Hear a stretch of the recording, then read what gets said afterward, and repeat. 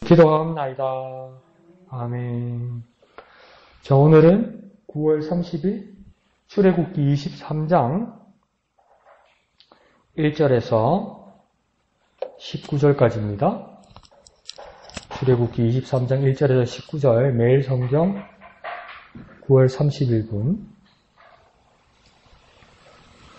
23장 1절에서 19절까지 우리 천천히 다 같이 한번 읽겠습니다. 시작. 너는 거짓된 풍설을 퍼뜨리지 말며 악인과 연합하여 위증하는 증인이 되지 말며 다수를 따라 악을 행하지 말며 송사의 다수를 따라 부당한 증언을 하지 말며 가난한 자의 송사라고 해서 편벽되이 두둔하지 말지니라. 네가 만일 네 원수의 길 잃은 소나 나귀를 보거든 반드시 그 사람에게로 돌릴지며 네가 만일 너를 미워하는 자의 나귀가 짐을 싣고 엎드려짐을 보거든 그것을 버려두지 말고 그것을 도와 그 짐을 부릴지니라. 너는 가난한 자의 송사라고 정의를 굳게 하지 말며 거짓 일을 멀리하며 무죄한 자와 의로운 자를 죽이지 말라. 나는 악인을 의롭다 하지 아니하겠노라. 너는 뇌물을 받지 말라. 뇌물은 밝은 자의 눈을 어둡게 하고 의로운 자의 말을 굳게 하느니라. 너는 이방 나그네를 압제하지 말라. 너희가 애굽 땅에서 나그네 되었은즉 나그네의 사정을 아느니라. 너는 6해 동안은 너의 땅에 파종하여 그 소산을 거두고 7째 해에는 갈지 말고 묵혀두어서 네 백성의 가난한 자들을 그들이 먹게 하라. 그 남은 것은 들 짐승이 먹으리라. 네 포도원과 감람원도 그리할지니라. 너는 6해 동안에 네 일을 하고 7째 날에는 쉬라. 네 소와 나귀가 쉴 것이며 네 여종의 자식과 나그네가 숨을 돌리리라. 내가 네게 이른 모든 일을 삼가 지키고 다른 신들의 이름은 부르지도 말며 네 입에서 들리게도 하지 말지니라. 너는 매년 3번 내게 절기를 지킬지니라. 너는 무교병의 절기를 지키라. 내가 네게 명령한 대로 아비벌의 정한 때에 1여 동안 무교병을 먹을지니 이는 그 달에 네가 애굽에서 나왔음이라. 빈손으로 내 앞에 나오지 말지니라. 맥주절을 지키라. 이는 네가 수고하여 밭에 뿌린 것의 첫 열매를 거둠이라. 수장절을 지키라. 이는 네가 수고하여 이룬 것을 연말에 밭에서부터 거두어 저장함이니라. 네 모든 남자는 매년 3번씩 주 여호와께 보일지니라. 너는 네 제물의 피를 유교병과 함께 드리지 말며 내 절기 제물의 기름을 아침까지 남겨두지 말지니라. 네 토지에서 처음 거둔 열매의 가장 좋은 것을 가져다가 너희 하나님 여호와의 전에 드릴지니라. 너는 염소 새끼를 그 어미의 젖으로 삶지 말지니라. 아멘. 오늘은 내용이 좀 많다, 그죠? 주제별로 봐도 좀 많습니다. 우리 초록색 글로 적은 소제목들이 붙어 있듯이 1절로부터 3절까지는 증인의 역할, 그러니까 재판소에서 일어나는 일 중에 증인의 역할. 그 다음 4절에서는 원수, 내가 미워하는 사람의 물건, 가축이나 요즘으로 따지면 어떤 귀중한 것을 보았을 때 어떻게 할 것인가. 말이 길어지겠지만 이런 일 생기면 우리는 어떡합니까? 꽃이다 이러겠죠. 잘됐다 이러시면 그러면 안 된다는 거 이야기하는 것 같아요. 그 다음 또 재판 역할로 다시 나오죠. 6절에 재판관의 역할. 재판관은 어떤 자세를 해야 되는가. 그 다음에 이렇게 뿡 뛰어서 10절에는 뭐가 나옵니까? 3가지 절기. 3가지 절기가 3개가 뭐겠습니까? 15절에 무교병의 절기, 무교절이겠죠? 그 다음은 몇 절에 나옵니까? 이게 16절에 맥추절이다, 그죠? 그 다음 마지막이 뭡니까? 수장절이 되겠죠. 근데 그 10절에는 2가지가 하나 더 나옵니다. 6째 해, 그 다음 7째 해 쉰다고 이야기했으니까 안식년이겠죠. 안식년이 나오고, 그 다음 뒤로 가면 6일은 일하고 일곱째 날씨랬으니까 뭔 절기가 있습니까? 안식일. 그러니까 안식년, 안식일, 무교절, 맥추절, 수장절 이렇게. 크게는 무교절부터 수장절까지 세 절기지만 7분 만에 한 번씩 돌아오는 안식년도 이야기하고 일주일을 단위로 해서 6일을 일하고 일곱째 날씨는 안식일의 규정에 대해서도 이야기하고 이렇게 이야기하는 겁니다. 그래서 왼쪽에 제목은 어떻게 되어 있습니까? 공정한 재판과 절기 준수. 그러니까 재판과 절기에 대해서 말한다 이렇게 기억하면 됩니다. 재판과 절기에 대해서 하나님 모세에게 말씀하시면서 백성들이 어떻게 해야 될까? 그 밑에 제목 밑에 보면 본문은 있죠. 한번 읽어볼까요? 시작. 본문은 재판의 증인과 재판장의 역할을 먼저 다룬 후 이스라엘 백성이 지켜야 할 3대 절기를 소개합니다. 그래서 뭐 이렇게 중요하게 생각하는 건 재판이고 그다음 뭐 절기고 뭐 이렇게 말을 하는 겁니다. 자, 좋습니다. 그래서 제가 중요한 아웃라인은 쳐드렸고요. 이제 여러분이 읽어오셨고 또 큐티 하셨을 거니까 어떤 말씀이 은혜였고 어떤 부분을 줄쳐왔고 어떤 부분을 깨달았고 어떤 부분이 질문이 있는지 다 같이 나누는 시간을 갖도록 하겠습니다. 준비되신 분은 옆에 있는 마이크를 가지고 말씀해 주시면 좋겠습니다.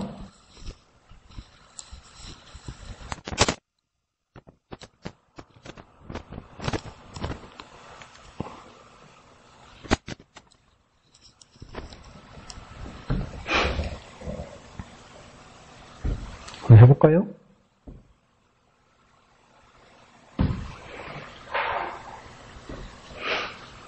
방송국에서 이 정도로 아무 말 없으면 방송사고라던데, 방송사고.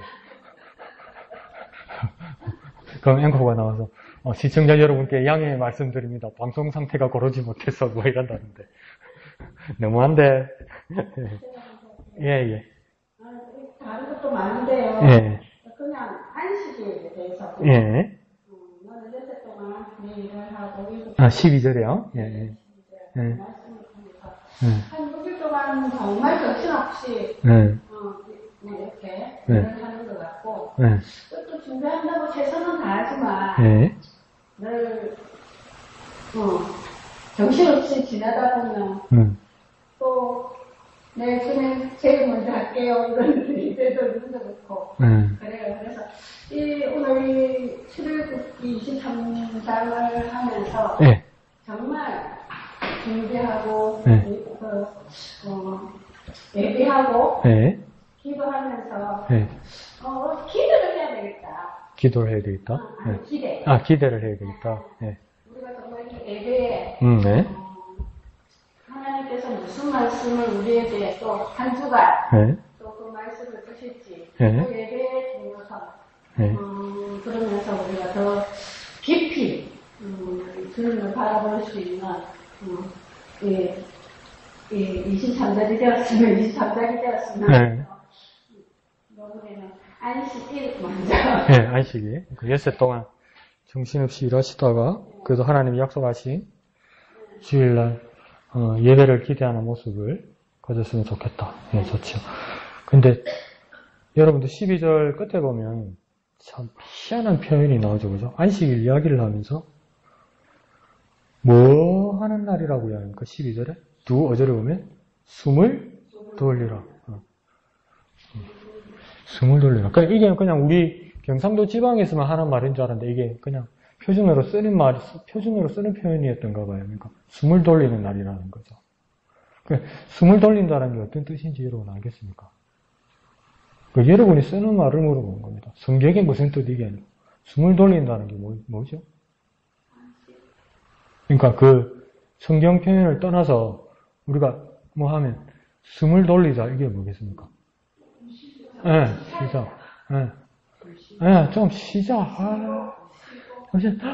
말하면서 숨 좀 돌리고 뭐고 뭔데 이제 왔는데 숨 좀 돌리고 뭐고 화장실도 오고 손 좀 씻고 물 좀 마시고 뭐 이런 거 있잖아요. 그러니까 쉼 없이 6일 동안 일하고 나서 이 안식일 날은 무엇입니까? 7째 날 숨을 돌리는 날이라고 이야기하는 겁니다. 그래서 여러분 꼼꼼하게 오셨으면 왼쪽에 보면 10절에서 13절에 그 해설 있죠. 그걸 보면 뭐라고 됐습니까? 숨을 돌릴, 그러니까 틈이라고 이야기해요. 틈. 틈을 주는 거라고 얘기하는 거예요. 틈. 그러니까 우리 이전에 워낙 우리 어른들 고생하셨기 때문에 심도 없이 막 저가집도 넓고 말길도 넓히고 막 이러면서 막 세모는 한시고 막 쫙 하고 성실한 것이 사람 좋은 거라고 그렇게 생각했잖아요. 그러고 쉬면 게으른 거라고 생각했는데 하나님 뭐라고 말씀하시냐면 사람 숨 좀 돌리게 해주라고 말하는 겁니다. 그러니까 하나님의 표준은 뭐냐면 성실한 건 6일까지 하고 7일째는 숨을 돌릴 틈이 있어야 그게 그러니까 정상이라고 이야기하는 겁니다. 그래서 그 모범을 누가 먼저 보여주는 겁니까? 하나님이 보여줬죠. 하나님이 6일 동안 천지를 창조하시고 7일째 쉬셨죠. 피곤했어요? 힘들었어요? 진짜 뭡니까? 너무 힘들어서 좀 휴가를 가셔야 해서요? 왜 하나님이 쉬었을까요? 7일째. 왜 쉬었을까요? 하나님. 궁금하지 않습니까? 하나님도 6일을 하는 게 된갑다. 하나님이 된갑다고 해서 7일째 하나님 왜 쉬었죠? 왜 안식하셨죠? 안식이 휴식이란 뜻도 아니에요. 그죠? 안식은 다른 뜻이고 휴식은 다른 뜻이고 그런 거 아니에요. 여러분 막 어디 가서 잘못 배워가지고 막 복은 세상이 주는 거고 축복은 하나님이 주는 거고 그래서 똑같은 겁니다. 빌축자 복복자입니다. 그게. 그러면 안식과 휴식은 어떻게 다를까요? 안식은 영적인 거고 휴식은 몸이고 아닙니다. 똑같습니다. 똑같은 말입니다. 자, 그러면 어쨌든 간에 7일째 하나님은 왜 안식인지 휴식인지를 하셨을까요? 여러분 궁금하지 않습니까? 내가 답을 가지고 있는 게 아니고 하나님 왜 쉬었죠? 안 궁금하죠? 내일부터 궁금해. 예수 그리스도께서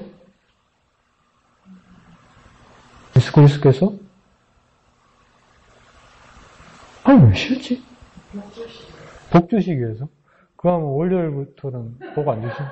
화요일은 복 안 주신? 수요일은 복 안 주는 날인가? 그 말도 맞죠?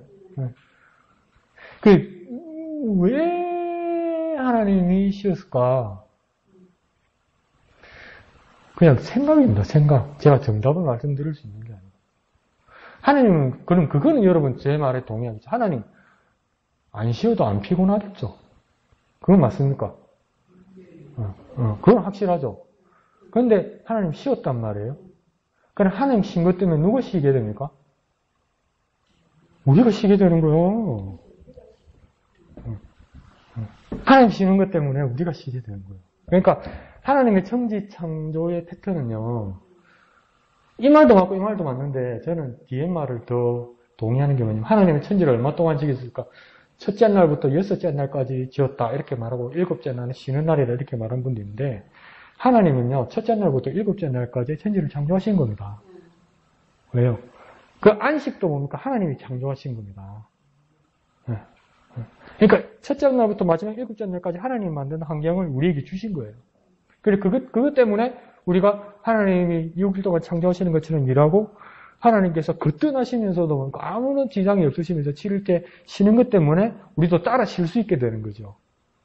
그런데 이게 왜 모세에게 이렇게까지 철저하게 말하냐면 왼쪽 해설에다 보면 뭐냐면 하나님을 신앙하고 여호와를 신앙하지 않는 다른 종교에서는 안식일날 그러니까 그 당시 토요일날 쉬었겠느냐 일했겠느냐 그거 물어보는 거예요. 그러니까 하나님 여호와를 신앙하지 않는 다른 환경이나 다른 종교에서 안식일날 그들은 쉬었겠습니까? 일했겠습니까? 일했다는 거예요. 그러니까 완전 다른 환경이라는 거예요. 하나님 생각하고 완전 다른 환경이라는 거예요. 그러니까 만약에 안식일날 하나님이 제정하신 안식일날 휴식하는 날 일하기 시작하면 뭡니까? 하나님 위에 다른 신을 섬기게 된다는 겁니다. 그 당시에는. 그런데 오늘 우리 현대인의 입장에서도 뭡니까? 만약에 주일로 옮겨봅시다. 주일로 옮겨서 주일로 온전히 하나님 앞에 예배하는 걸로만 해야 된다고 생각하는데 요즘 그게 쉽게 됩니까? 여러 환경 때문에 안 되지요. 근데 그걸 가만히 보면 왜 우리가 주일날도 예배 시간을 줄이고 안 그러면 어떤 데는 가감한 예배 시간을 생략하고 우리가 주일날 시간을 쓰고 돈을 쓰고 일을 해야 되고 왜 그렇습니까?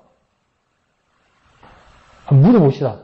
영적으로 이런 말 하지 말고 왜 우리가 주일날도 일해야 되고 어떤 데는 막 마음이 급하면 주일날 예배도 생략하고 나가서 일해야 되고 해야 됩니까? 왜 그렇습니까?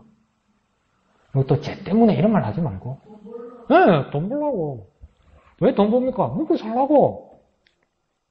맞죠? 그것 때문에 그러는 거 아니에요. 그러면 돈 벌고 먹고 사는 이 환경이 뭡니까? 자본주의 사회죠. 그러니까 돈 벌고 먹고 사는 게 매이기 시작하면 자본주의라는 종교를 섬기게 되는 겁니다. 하나님을 제끼고. 근데 이게 자본주의가 얼마나 강력한지 여러분 한번 생각해 보십시오. 여러분이 좋은 직장을 얻었어요. 실직을 했다가 만약에 뭡니까? 한 달에 300만 원 월급 주는 직장을 얻었어요. 그리고 5년만 일하면 퇴직금 50억 준다고 약속받았어요. 근데 주일날 좀 나가줄래 그러면 나가겠어 안 나가겠어요? 나가지. 다 나가지. 왜 그렇습니까? 이 직장에서 겨우겨우 얻은 직장인데 이 직장에서 300만 원을 받고 무슨 이 날벼락 떨어지는 소리인지 5년 일하고 무슨 퇴직금을 50억을 준다고 뉴스 나오잖아요 지금. 50억 받는다고 그러잖아요 퇴직금.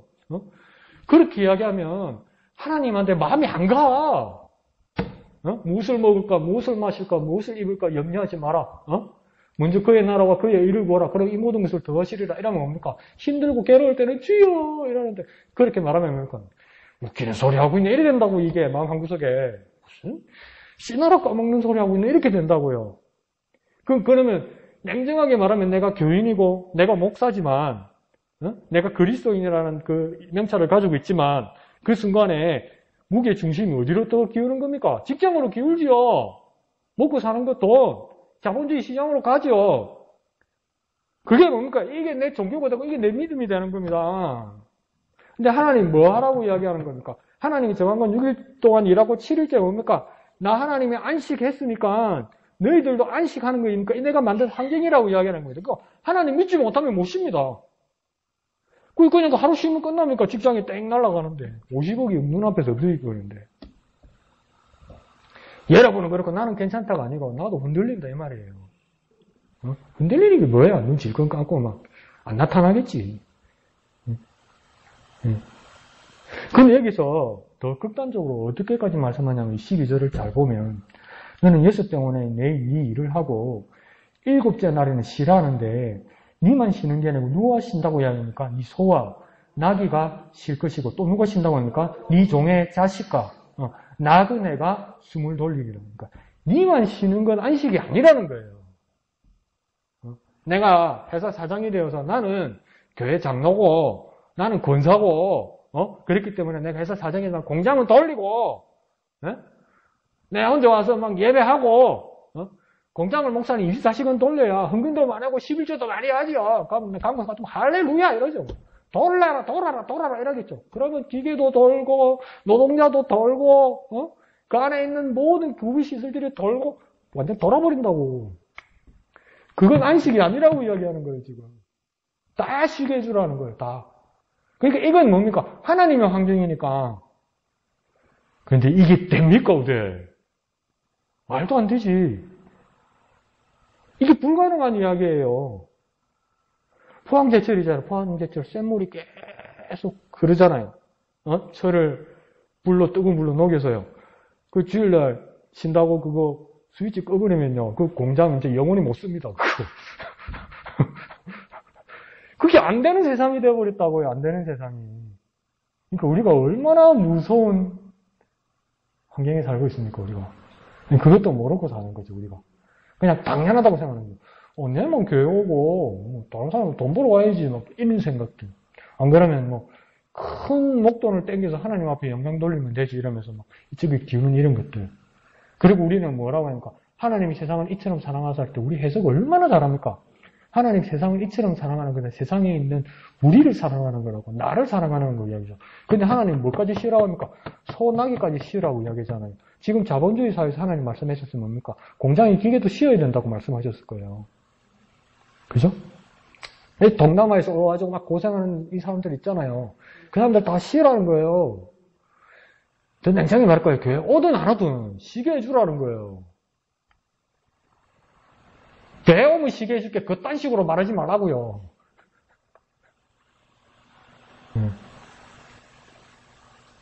근데 그걸 뭐라고 표현합니까?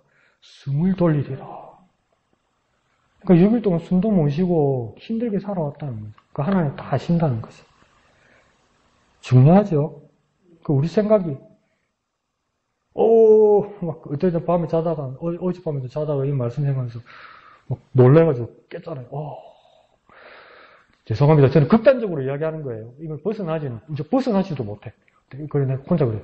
자본주의는 악마야. 그러니까 목사님 빨개입니까? 그만해요. 빨개는 더 살기 힘들지. 나는 못 살지, 그런 세상에서는. 근데 이게 뭡니까? 그런 세상이 됐다는 겁니다. 자, 좋습니다. 다른 분요? 안 했어요. 목사님. 네.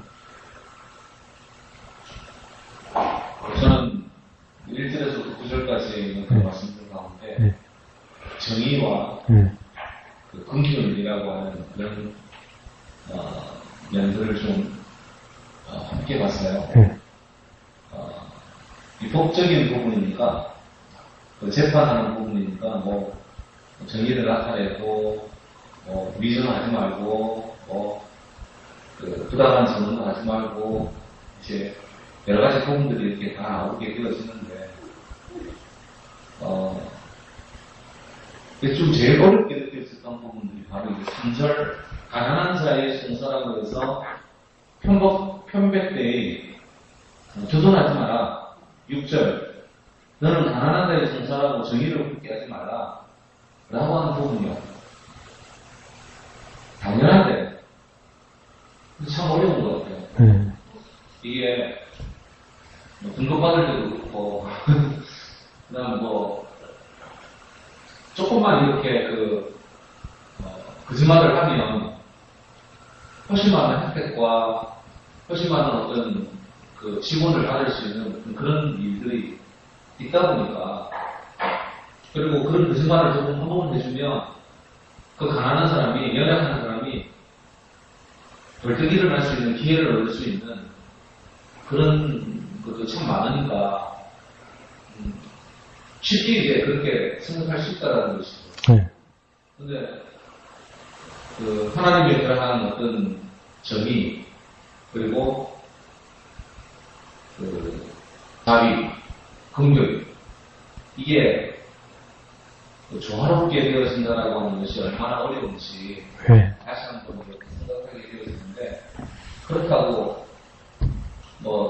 기준 없이 살라는 건 아니고 사절에 보니까 원수의 어떤 비리는 짐승까지라도 돌봐주고 9절에 보면 이방의 나그네까지도 긍휼을 베풀 줄 알아야 된다. 그러니까 정의는 정의고 긍휼은 긍휼이고 그 가운데 끼어져 있는 가난한 사람, 약자, 그냥 저절로 이렇게 우리의 정의감을 내려놓는 그 정의감을 해제시켜버리는 어떤 그런 사람들에 대하여서 어떻게 할 것인지 다시 한번 생각해 보게 되었습니다. 네, 좋습니다. 감사합니다.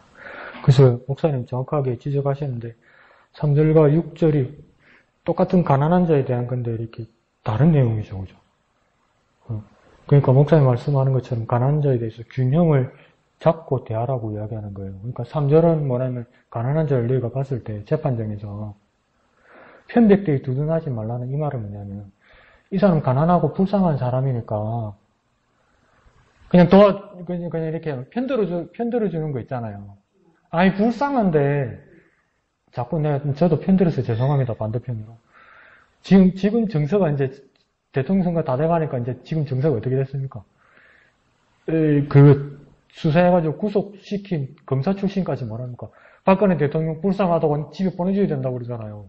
지가 45년 구형해놓고 이제 와서 불쌍하다 보내줘야 된다고. 근데 그 정서가 대한민국 50%가 넘을걸요? 불쌍하다고. 주봐, 거기 끄떡끄떡하고 난리 났다, 지금, 이거.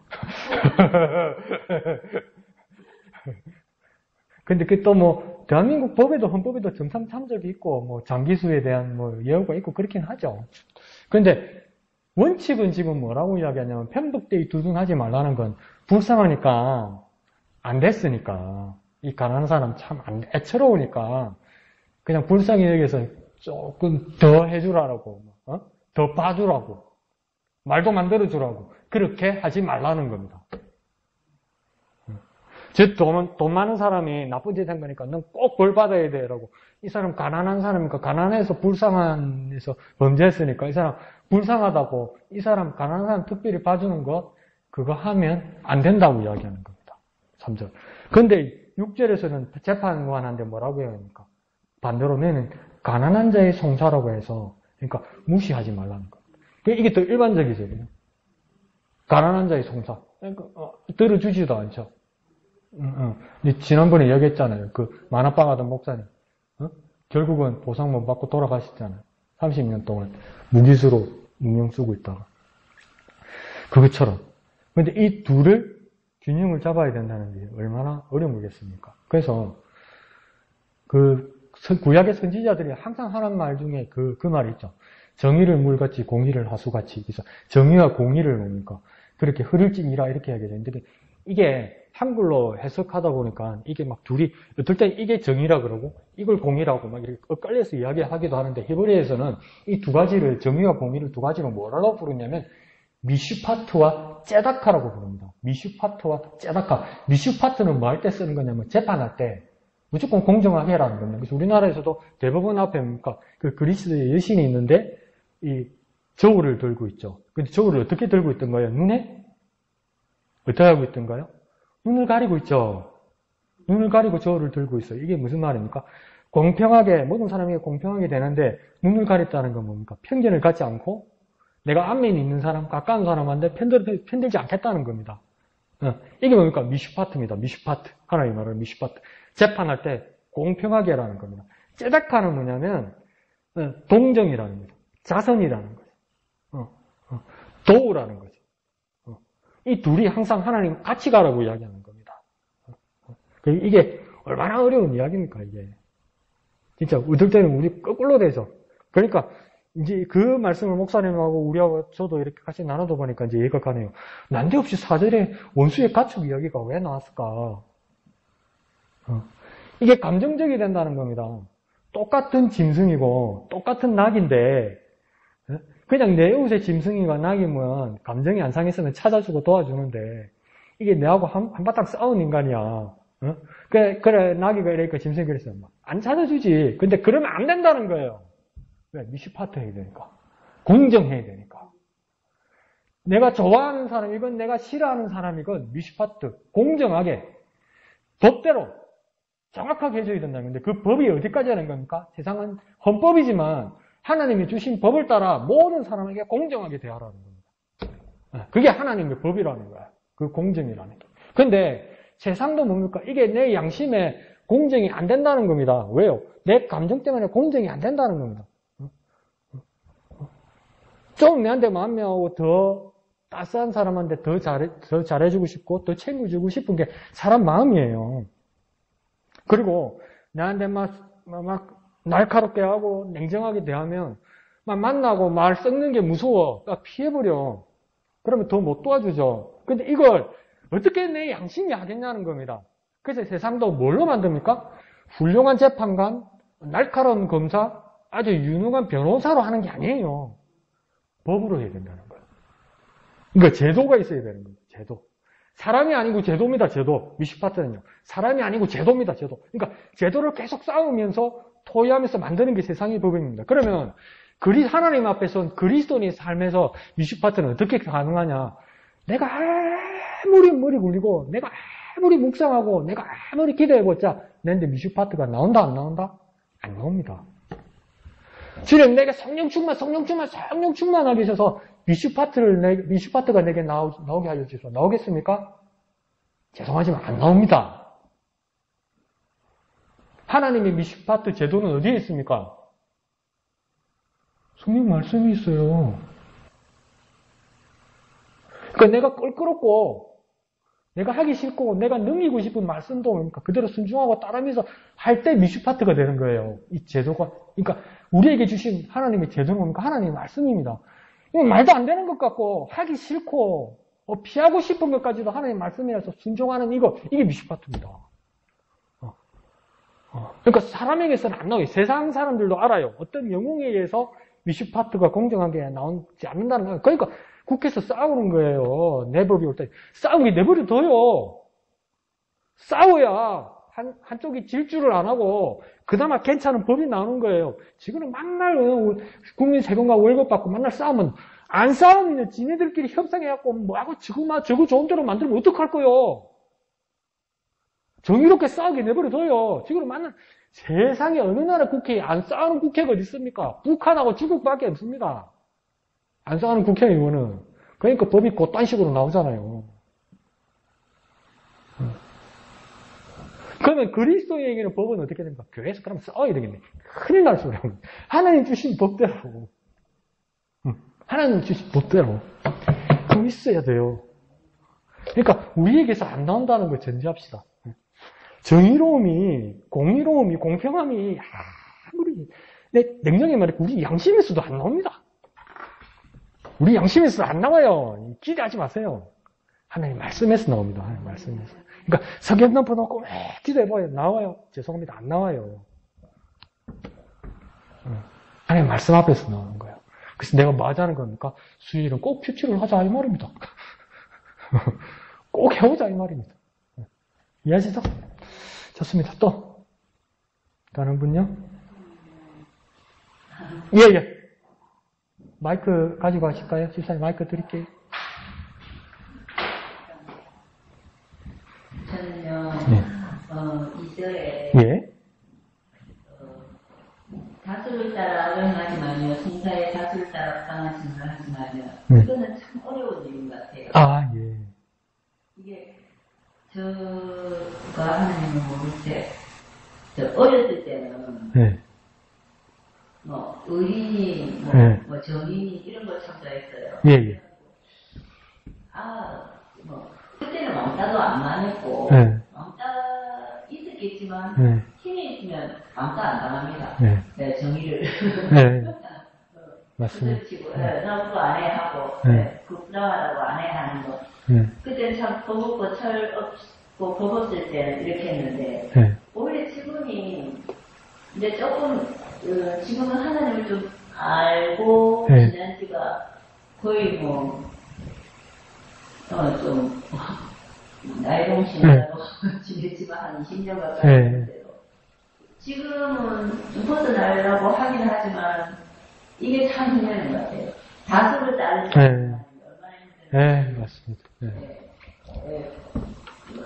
그냥, 모두가 예스를 하더라도, 나만은 노를 할 줄 알았는데, 그게 얼마나 힘든지. 다 그렇게 그냥 알지만, 그걸 노라고 할 정도의 나에게는 힘들 게 없고, 그렇기 때문에 그냥, 이걸 차라리 노라고는 안 하지만, 노라고도 못하지만 그냥 말을 안 할 뿐이지, 차라리 말을 안 할지언정 그냥 묵인하고 가는 그게 이제 조금 용기 있는 행동으로 저렇게 막 이렇게 되기도 시끄러우니까 또 너무 그렇게 싸워야 되니까 공격하기 싫고 이제 하나님을 믿다 보니까 싸우는 자체도 그렇고 뭐 이렇게 그냥 우유부단하게 그냥 하나님이 해주시겠지 한편으로는 그렇게 밀쳐놨다가 싸우고 좀 이렇게 바르게 이렇게 가야 되는데 이제는 그렇게 하기 싫어. 그런 게 이게 참 힘들다. 거역하면서 격약천천하는 게 쉽지 않다. 이거는 하나님이 벌써 말씀하셨네. 이렇게 하는 게 쉽지 않다. 그렇죠. 집사님 아주 중요한 그 예를 들면서 첫 번째 아주 중요한 것을 말씀하시는데 그게 뭡니까? 그 왕따, 집단 따돌림, 뭐 그런 것들. 그게 두렵기 때문에 적극적으로 다수의 편을 들지 않더라도 어떨 때는 어떡합니까? 용기 내지 못하고 외면하거나 침묵하는 것. 그런 일들이 있는 것. 근데 오늘 여기 우리 지금 출애굽기에 보는 경우에도 출애굽했다. 애굽이란 말이 한자 훈독한 거니까 이게 뭡니까? 애굽이란 말이 이집트란 말이겠죠, 그죠? 출자는 나갈 출자죠. 그러니까 이거 뭡니까? 애굽에서 탈출, 이집트에서 탈출한 이야기잖아요.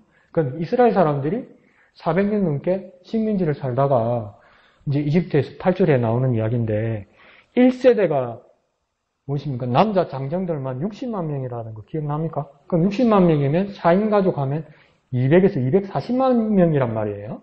그럼 1세대가 240만 명이 하나님의 은혜로 홍해를 건너서 이제 왔단 말이에요. 왔는데 가나안 땅에 하나님 약속하신 가나안 땅 40년 만에 가나안 땅에 1세대 사람들이 몇 명 통과했습니까? 몇 명 들어왔습니까? 200만 명 중에. 네, 누구? 여수하고 여수와 갈렙 두 사람 통과했죠. 그죠? 그러면 뭡니까? 지도자였던 모세도 통과만 했어요. 그 형 아론도 통과만 했어요. 여선지자 미리암도 통과만 했다는 거예요. 단 두 사람. 그러니까 100만 분의 1이라는 거예요. 100만. 참 옛날 텔레비 나오면 100만 분의 사나이처럼. 그러니까 100만 분의 1만 통과했다는 거예요. 그러니까 진짜 소수 중에 소수지요. 그죠? 근데 광야의 여정에서도 언제나 모세와 아론이 백성들의 불만에 열세에 있었죠. 그래서 막 어떨 때는 돌로 치려 하기도 하고 죽이려고 그러기도 하고. 그럼 모세가 할 수 있는 것은 뭡니까? 엎드리는 하나님 앞에서 엎드리는 것밖에 없었죠. 그러니까 하나님은 뭡니까?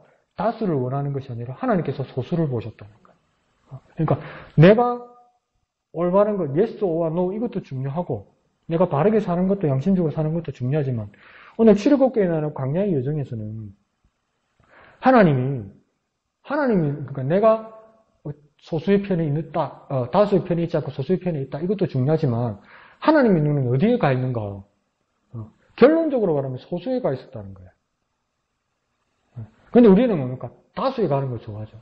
한 몇 개월 만에 서울에 있는 우리 친척 큰 어른하고 이렇게 전화통화하는데 깜짝 놀랐어요. 뉴스를 안 본다는 거예요. 안 볼 수 있죠. 안 볼 수 있는데 뉴스 안 보고 유튜브만 본다는 거예요. 유튜브를 보니까 대한민국이 큰일 났다는 거예요. 왜 큰일 났냐니까 코로나로 사람이 너무 많이 죽었다는 거예요. 대한민국이. 코로나로 몇 명 죽었습니까? 대한민국 사람들이? 200명이요? 이 사람도 유튜브 보나? 900명이 죽었다는 거예요. 900명이. 너무 많이 죽었다는 거예요. 그냥 그랬는데 900명이면 그럼 작게 죽은 건데 내가 이랬어요. 네? 그 9시 뉴스 그 어른들이 좋아하는 9번 KBS 뉴스에도 매번 나오는데 몇 명 중에 어디 나오나 안 나오는데 매일 나오는데요. 그래서 내가 뉴스를 안 봐! 이러더라고요. 그래서 유튜브가 2,400명 더 죽었습니다. 그런데 미국은 몇 명 죽었습니까, 여러분? 70만 명 죽었습니다. 70만 명. 근데 유튜브만 보면 자기 보고 싶은 것만 보기 때문에 뭐라 그런지 압니까? 미국은 한 명도 안 죽는데 한국은 900명 죽었대요. 근데 그게 뭡니까? 자기가 보고 싶은 것만 계속 보여주거든요, 유튜브는. 마음에 드는 걸 한두 개를 찍어서 보기 시작하면 그 부분만 자기 기분 좋은 것만 계속 보여주거든요. 그게 알고리즘이라고 이야기하거든요. 그 다수 안에 들어가 있어서 마음이 편한 거예요. 그러니까 진실을 원치 않아요. 내 마음이 편안하고 안전한 곳으로 가는 거예요. 지금 이스라엘 백성들도 뭡니까? 마음이 편하고 안전한 곳입니까? 다수라는 거. 하나님의 눈에 관심이 없어요. 그러니까 예견하고 바라보는 것도 뭡니까? 내가 바라는 걸 바라보는 게 아니고 진짜 진실과 하나님이 뭘 원하시는지를 우리가 찾아야 돼요. 항상. 내가 소원하는 거 말고 내가 소망하는 거 말고 내가 바라는 거 말고 쉽게 한번 이야기해 볼까요? 여러분은 여자분들이고 어른들이라서 별 관심이 없겠지만 나중에 마산 운동장에서 오늘 NC하고 기아하고 야구를 한다. NC가 이깁니까? 기아가 이깁니까? NC는 경남이고 기아는 전남이에요. 전남. 그러면 NC가 이깁니까? 기아가 이깁니까? 그 운동을 보면 NC가 이긴다고 했는데 왜 이기는데요? 경남이니까. 그게 무슨 말입니까? 그게. 내가 바라는 것뿐이에요. 사실이 아니고. 사실하고 내가 바라는 거는 달라요. 그렇지. 우리 아들이 학교 다니니까 우리 아들이 1등 했으면 좋겠지. 옆집에 아들은 잘해봤자 우리 아들 밑에 2등 했으면 좋겠지. 근데 옆집에 아들은 불 켜놓고 공부하고 우리 아들은 자! 내일 시험인데. 그러면 내일 누가 1등 할까요? 우리 아들요. 그거 그냥 엄마 발임이지. 내 바람 말고요. 내 소원 말고요. 진짜 하나님이 어떻게 바라보시고 뭘 원하시고 진실이 무엇인지를 바라보는 게 중요하다고요. 그러니까 아합과 북쪽의 아합 왕과 남쪽의 여호사밧 왕이 혼인관계, 사돈관계를 맺고 나서 아합 왕이 그 여호사밧 왕을 불러서 잔치를 하다가 이런 이야기를 합니다.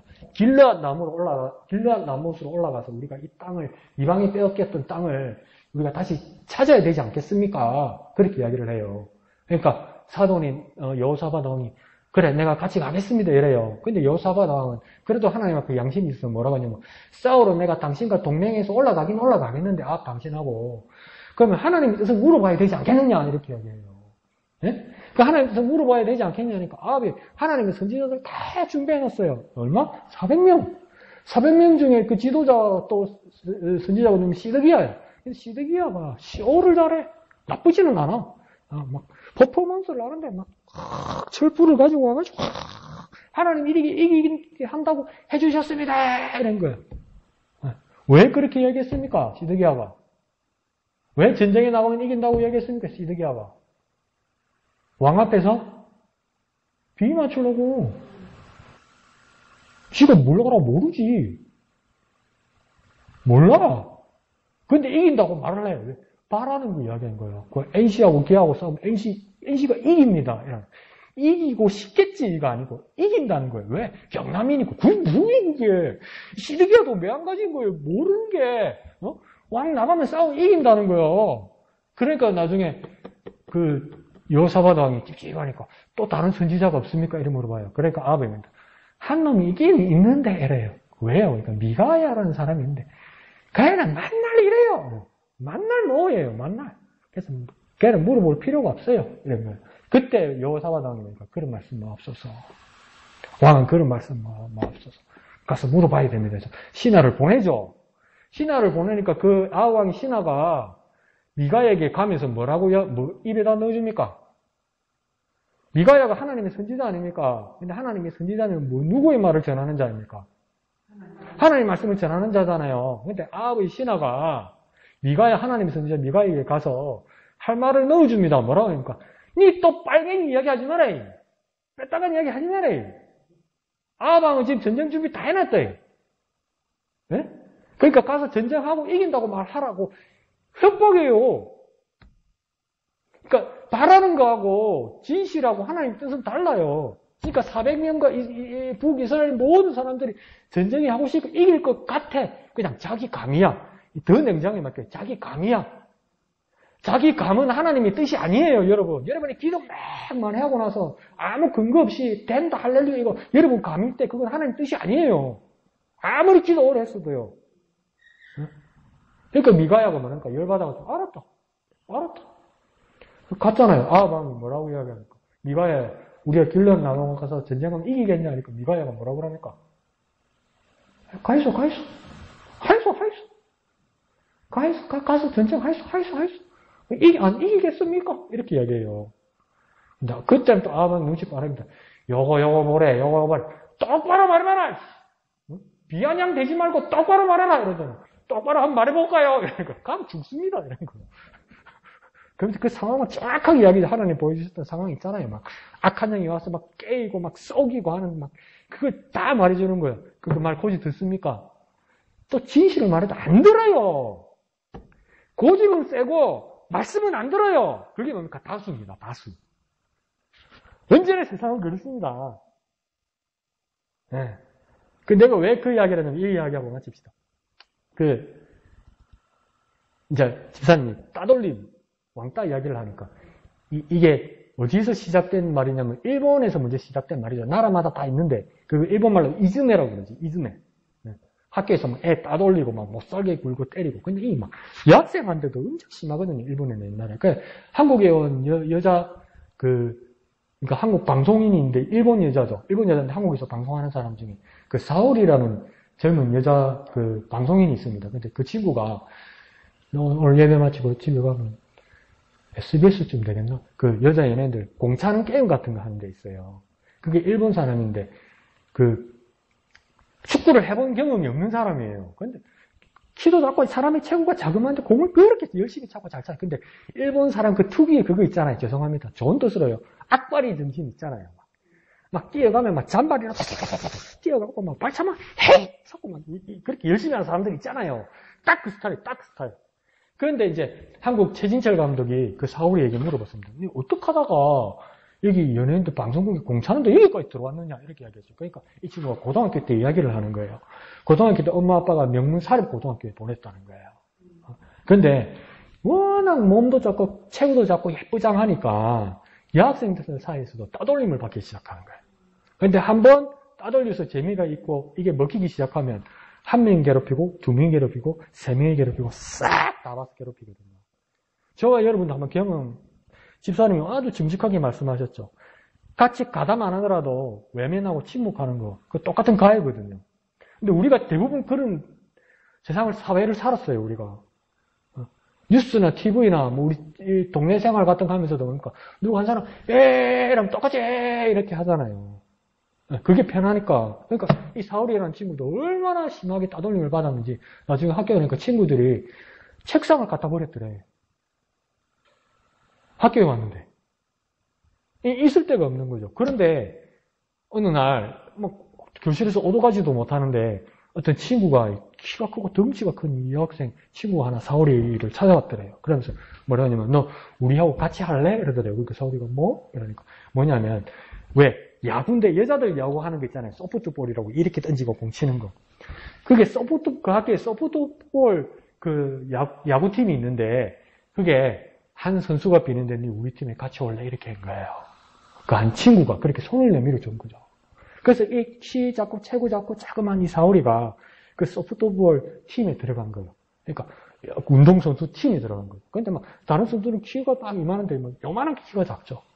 그런데 막 그 친구가 손을 내밀어서 그 야구팀에 넣어주니까 열심히 해서 뭡니까? 야구팀에 친구가 많아지니까 이게 또 운동선수 아닙니까? 그러니까 아무도 손 못 대고 해코지 못 하더라는 거죠. 그러면서 이 친구가 그걸 느낀 게 뭐냐면 뭐라고 이야기하냐면 그 이후로 내가 재능이 있든 없든 같이 하는 것, 남을 돕는 것, 함께 하는 것 그게는 무조건 따라 같이 하기로 했다는 거죠. 바른 것에 서는 것, 손을 내미는 것, 진실 앞에 서는 것. 그러면요, 또 진실을 찾는 사람들이 같이 모일 수 있는 겁니다. 네. 근데 우리는 쉽게 다수한 대로 쓸려가죠. 근데 하나님의 눈은 다수에 있지 않습니다. 그 말은 소수에게만 있다는 것이 아니라 진실을 바라보는 사람의 눈이 그렇게 작다는 겁니다. 우리가 어떻게 해야 되겠습니까? 하나님의 눈으로 바라보게 하여 주옵소서. 하나님의 말씀 따라 순종하게 하여 주옵소서. 그렇게 막 사모하고 찾고 갈구하고 나아가야 되는 거죠. 그러니까 우리가 그리스도인으로서 교회 안에서나 세상을 바라보거나 행동하는 눈도 그래야 됩니다. 오양미 집사님 아주 중요한 이야기 하신 거죠.